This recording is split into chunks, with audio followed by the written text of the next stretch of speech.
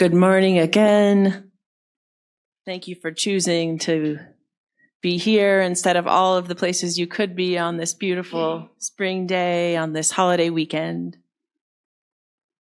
There are parts of this vocation that truly delight me, just light me up, and I can tell you how amazing it has been to be among a church of fellow seekers, and it's really delighted me to see how you've just jumped into this. And Philip was telling me about the 7 powers this week, which you'll find in the Gospel of Mary if you haven't jumped in yet. So it's already been a gift to explore this with you.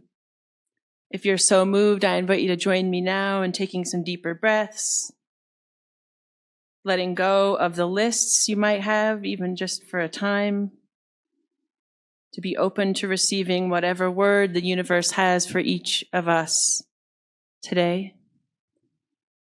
And we join together with these ancient words from Psalm 19. God, may the words of my mouth and the meditations of all our hearts be acceptable in your sight, our rock and our redeemer. Amen.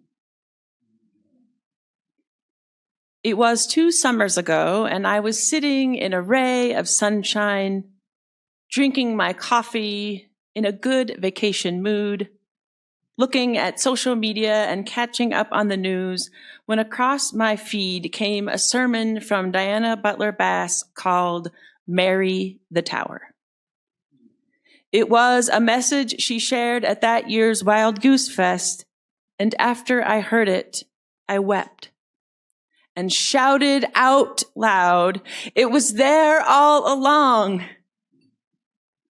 It turns out I have been on a journey and I didn't know about it for a while. Has that ever happened to you?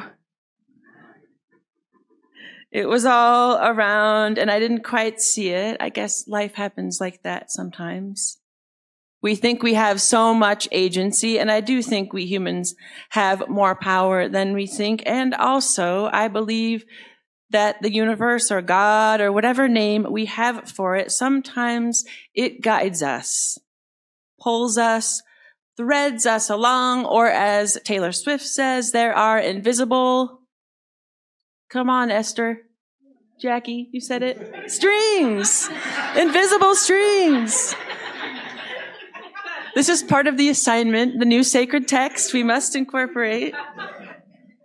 There are invisible strings that pull us along, that bring us to moments and people, paths that we are alive for. In 2004, I decided I had to stay an extra year in Berkeley at seminary because I fell in love with theology. And also I was sort of nervous about actually getting out there and serving a church. I applied for the MA and became a sponge of theology. Feminist theology, womanist theology, process theology, eco-theology, liberation theology, and so much more. And I realized I wanted to study what would happen if any of this was really allowed to be a part of the church. At the time, Rosemary Radford Ruther, author of Sexism and God Talk, Toward a Feminist Theology, Gaia and God, Goddess and the Divine Feminine, A Western Religious History, and so many more books, she was one of my professors at PSR then. So I ended up proximate to and a student of one of the world's most renowned feminist theologians. And that wasn't even why I chose the school. In the fall of 2005, I was finishing my thesis. The title was Changing Church, which is kind of funny now. It's very impossible. And at the time, I accepted my first call, which was Wellesley Congregational Church outside of Boston. And if you know where I grew up and you know Wellesley, you might understand how shocking it was to me. Now, I don't know if this is still true, but at least at the time, the main street had not just a travel clothing store, which right there you're like, children's travel clothing. That's the kind of town it was. The church was huge and fancy and had just been through a significant capital campaign and a major renovation. It almost felt untouchable, literally. then you had to get permission from the secretary to use tax. I'm not kidding. But the people were amazing and nurtured me in my new vocation. And I was also writing my ordination paper at the time. And I remember my ecclesiastical council, that's the last thing you do before everybody says, yes, you're, and there was one hang up. Not always the older guys that have the problem but it would happen to be an older minister. And he did not like my suggestion that it seemed unlikely that the creator of the universe could only show up once in all of history, and it just happened to be in the body of a man. It was all around me, and I didn't quite see it. It was there all along. And I couldn't see this call for my life at first because I grew up hearing how inferior women are. It was the background noise of my cultural milieu. Men could have certain things, do different things, achieve certain things, but what was available to women was limited. It wasn't until someone moved from Napa, California, and became my dear friend that I had a woman in my life who had a college degree and dared to have an opinion. Honestly, now in 2024, I don't know about you, but it kind of feels like our culture doesn't really value women in the same way. Our bodies, our perspectives, our needs, our opinions, having them in any circumstance is almost seen as too much. So it makes sense that for a lot of us, it takes a while, and has taken a while, to see the truth of our fullness and our sacredness. But the best thing about the truth is it can be hidden or crossed out or buried in caves, but it cannot be killed. The tricky thing, though, is that some stories have been told so many times that even if they aren't true, we want to hold on to them because we know them and because some have gotten power from them. Are you with me? Dr. Fowther, I know you're with me because you're making this room talk more than usual, so I love it. In my experience, when something is so true that it is shouting at us, demanding that we listen, that we turn toward her fully, sometimes we must try and hear, maybe in a way we haven't before. And this is part of the journey we are on this summer. Which brings me back to 2 summers ago and Mary the Tower. I have heard this story in John 11 so many times, and if you grew up in any kind of Christian tradition, the mythology and the archetypes of Martha and Mary are ingrained in many of our minds. Among women's groups and retreats, it was common to ask, are you a Mary? Are you a Martha? Are you the busy one? Or are you the one that stays in the moment? But not long ago, then a master's degree student of New Testament, now a PhD and a teaching job at Villanova, which is hilarious because that's a Catholic university. But anyway, side note, a woman named Libbie, her full name is Elizabeth Schrader Pulser, by the way, now Dr. Pulser, who was then just a songwriter, singer-songwriter student in New York. She started investigating John 11 and went to the library, looked at a fragment called Papyrus 66, which is the oldest and most complete piece of text known from the Gospel of John. And she saw that in the Greek, it had something different than it says in our English Bibles. So she did more digging. And I love that a non-fancy student of the Bible who used to be a songwriter, notice what mostly male scholars missed. And here's what Diana Butler Bass wrote. The text where it had those 2 Marys, the village of Mary and his sister Mary, her sister Mary, the text had actually been changed. In Greek, the word Mary, the name Mary, is basically spelled like Maria. In English, M-A-R-I-A, and the I, the Greek letter I, is the letter iota. And it looks basically like an English I. And Libbie saw that the iota had been changed to the letter theta, T-H, in Greek. That somebody at some point in time had gone in over the original handwriting and actually changed the second Mary to Martha. and also the way it comes out in English.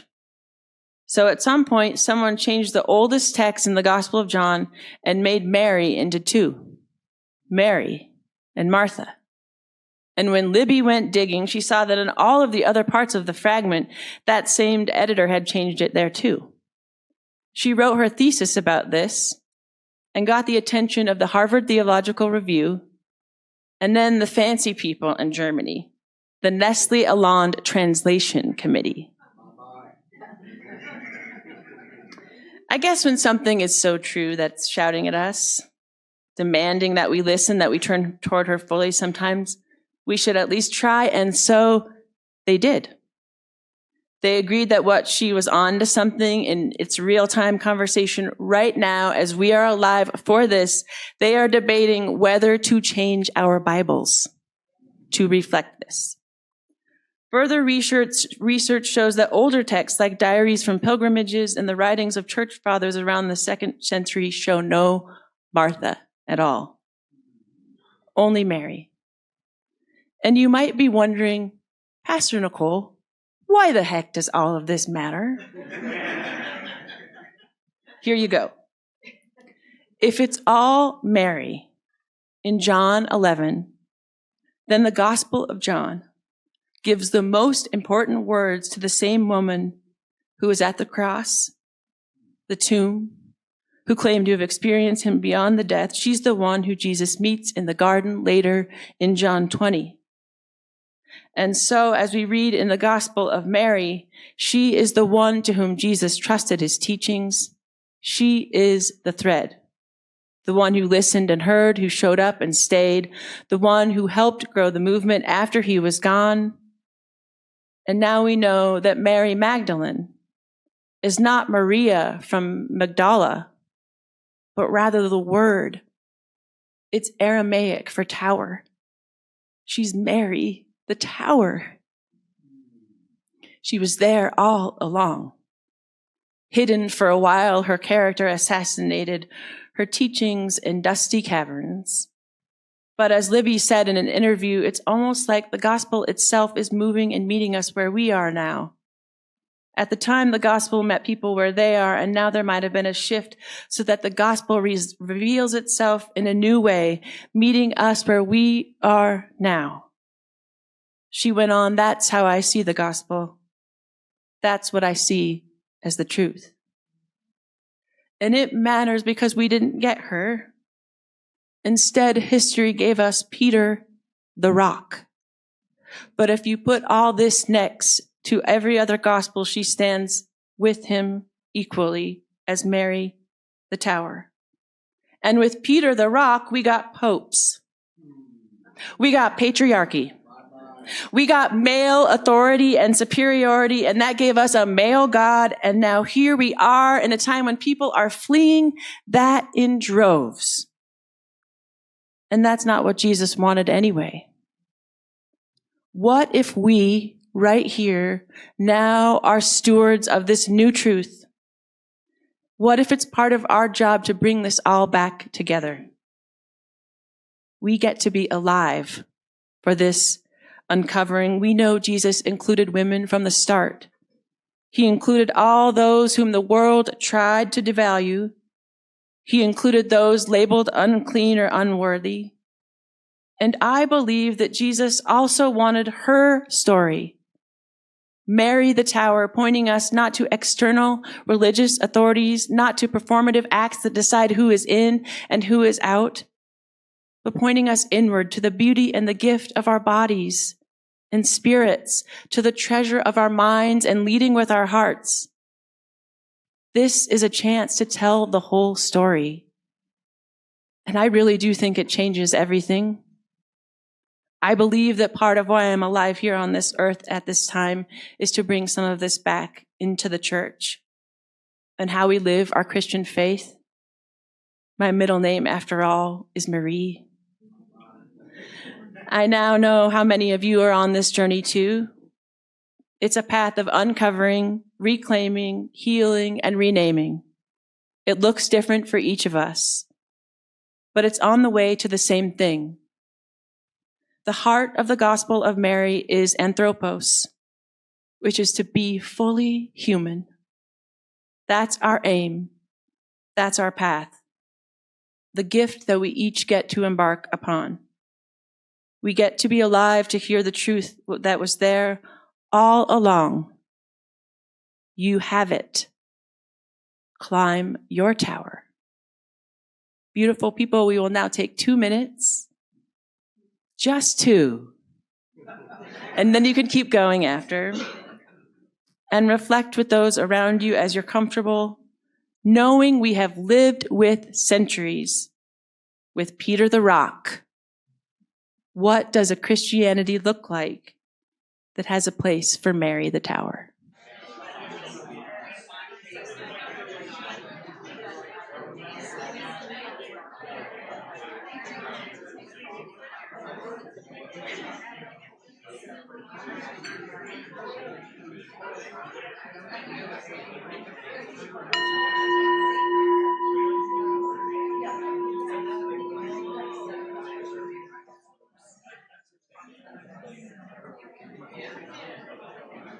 Don't forget, you'll have 3 months to talk about this.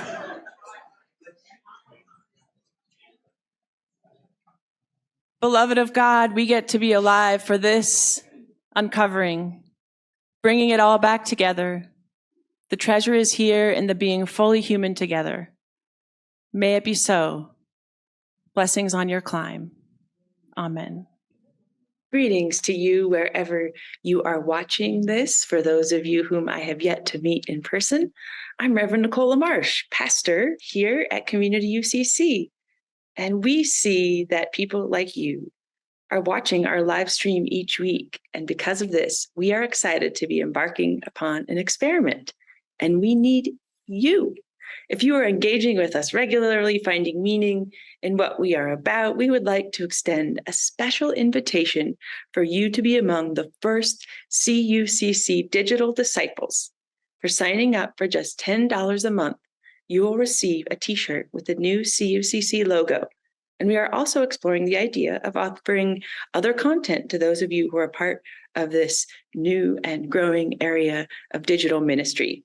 Sign up to support us in this new way at cuccboulder.org/support by clicking on the yellow donate tab and noting you are a digital disciple in the instructions. Or as always, we welcome an old-fashioned check mailed to us at CUCC, P.O. Box 3646, Boulder, Colorado 80307. Thank you for being and building beloved community with us, and thank you for your gift, whatever it might be.